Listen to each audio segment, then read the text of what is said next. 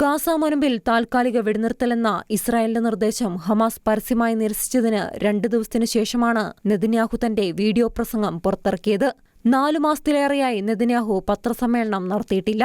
ഗാസയിലെ ഹമാസിനെ നശിപ്പിക്കാതെ എല്ലാ ബന്ദികളെയും തിരികെ കൊണ്ടുവരാതെ ഗാസ ഇസ്രായേലിന് ഭീഷണിയല്ലെന്ന് ഉറപ്പാക്കുന്നതുവരെ യുദ്ധം അവസാനിപ്പിക്കില്ലെന്ന് നെതന്യാഹു പറഞ്ഞു. ഈജിപ്ത് ഗാസ അതിർത്തിയിലെ ഫിലാഡൽഫി ഇടനാഴിയിൽ നിന്നും പ്രദേശത്തിനു ചുറ്റും ഇസ്രായേൽ സ്ഥാപിച്ചിട്ടുള്ള ബഫർ സോൺ ഉൾപ്പെടെ ഗാസയിൽ നിന്നും ഇസ്രായേൽ പൂർണ്ണമായി പിൻവാങ്ങണമെന്ന് ഹമാസ് ആവശ്യപ്പെടുന്നുണ്ട്. ബന്ദികളെ മോചിപ്പിച്ചതിനു ശേഷം ഇസ്രായേൽ വീണ്ടും യുദ്ധത്തിലേക്ക് പോകുന്നില്ലെന്ന് ഉറപ്പാക്കാൻ അന്താരാഷ്ട്ര ഉറപ്പുകൾ ഹമാസ് ആവശ്യപ്പെടുന്നുണ്ടെന്നും നെതന്യാഹു പറഞ്ഞു. ബന്ദികളെ മോചിപ്പിക്കാനുള്ള കരാറിനായുള്ള ഹമാസിന്റെ നിലവിലെ ആവശ്യങ്ങളെ കീഴടങ്ങൽ വ്യവസ്ഥകളെന്നാണ് നെതന്യാഹു വിശേഷിപ്പിച്ചത്. ഇസ്രായേൽ ഹമാസിന്റെ ആജ്ഞകൾക്ക് കീഴടങ്ങിയാൽ ഇസ്രായേലിന്റെ ഇതുവരെയുള്ള നേട്ടങ്ങളെ വിപരീതമാക്കുമെന്നും നെതന്യാഹു പറഞ്ഞു. ഹമാസിന്റെ നിബന്ധനകൾക്ക് കീഴടങ്ങാനുള്ള ആഹ്വാനങ്ങളെ നെതന്യാഹു അപലപിക്കുകയും ചെയ്തു.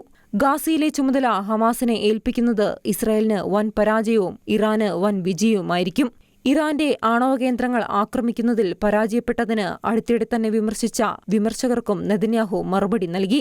ഇറാൻ ആണവായുധങ്ങൾ നേടുന്നത് തടയാൻ താൻ പ്രതിജ്ഞാബദ്ധനാണെന്ന് പ്രധാനമന്ത്രി തർപ്പിച്ച് പറഞ്ഞു. തന്റെ ശ്രമം ഉപേക്ഷിക്കില്ലെന്നും ഇതിൽ നിന്ന് 1 മില്ലിമീറ്റർ പോലും താൻ പിന്മാറുകയില്ലെന്നും നെതന്യാഹു വ്യക്തമാക്കി. മുമ്പ് ഇറാനെതിരെ താൻ സ്വീകരിച്ച നടപടികളെ എതിർത്ത അതേ ആളുകളാണ് ഇപ്പോൾ തന്നെ വിമർശിക്കുന്നത്. അത്തരം നടപടികളില്ലായിരുന്നെങ്കിൽ 10 വർഷം മുമ്പ് ഇറാനൊരു ആണവായുധം ഉണ്ടാകുമായിരുന്നേനെ എന്നും നെതന്യാഹു പറഞ്ഞു. International desk Shekinah news.